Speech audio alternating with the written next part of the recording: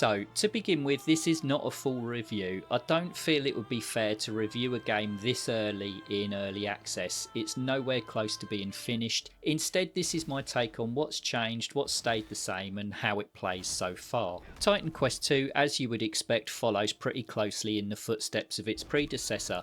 Back is the ancient mythology setting, back is the slower paced, more deliberate combat, and back is the dual mastery system. But this isn't a rehash of the first game, it does feel like an evolution. So what has changed between 1 and 2? Well, to start with, loot is delivered with a bit more meaning. Instead of armfuls of loot pouring out of every chest and enemy, you may get just an item or 3. Personally, I prefer this. You can quickly decide if this thing is better than the thing you've already got. If not, move on and get back into the game. It keeps the action flowing. Bosses will explode with loot when defeated, but they also drop more stuff worth having. Another improvement I feel has been made is in your surroundings. There are lots of different feeling biomes going on. Whereas in the original, sand with a side dish of sand was the order of the day, here you get a lot more variety. There's swamps, foggy areas, camps, ancient buildings, grassland, you name it is probably here.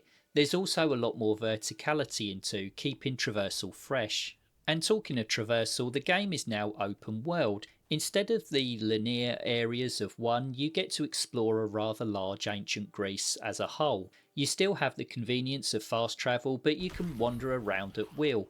My only slight gripe at the moment is the open world doesn't have a ton of things to do in it. There are some random encounters with mini boss creatures, some puzzle type areas to deal with, which, don't get me wrong, are fun, just not plentiful. Hopefully this is something that will be expanded on as the game gets developed further. Another change the devs have made this time around is with the progression systems. Gone are the straightforward points into strength, dex, etc. Now we have an interconnected tree of stats which uses 4 main attributes: might, agility, knowledge and vigour, that you invest points into, which in turn modify 3 secondary attributes: fitness, resolve and cunning, impacting your character's damage, defences and the ability to equip certain gear. The twin mastery system has also been tweaked. You can still put points into the masteries themselves to increase their levels and open up new skills and spells, and you can also put points into the skills and spells themselves. But this time around you can put points into a bunch of modifiers which fundamentally change the skill into a different attack completely if you want it to. It's a really nice system with a ton of potential for some truly devastating builds. Another welcome change is the boss design. Instead of the damage sponge plodding bosses of the first game, we have a nice mixture of sizes, speeds and attack patterns, which is really nice to see. Some things however have stayed the same, not in a bad way either.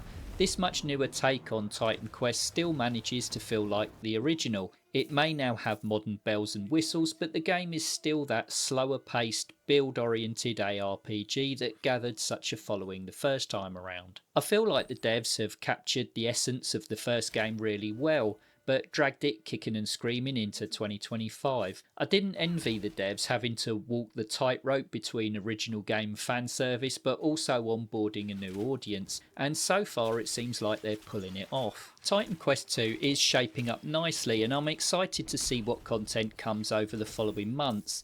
Do I currently recommend it? Well, the answer is it depends. If you want a polished, finished product for your money, then no, I wouldn't recommend you buy right now. Titan Quest 2 is in early access and there is only about 10 hours worth of content here at best. If you're a Titan Quest mega fan and you don't mind parting with your cash now and being drip fed more content over the next however many months until V1 drops, then now is the time to jump in while the price is low.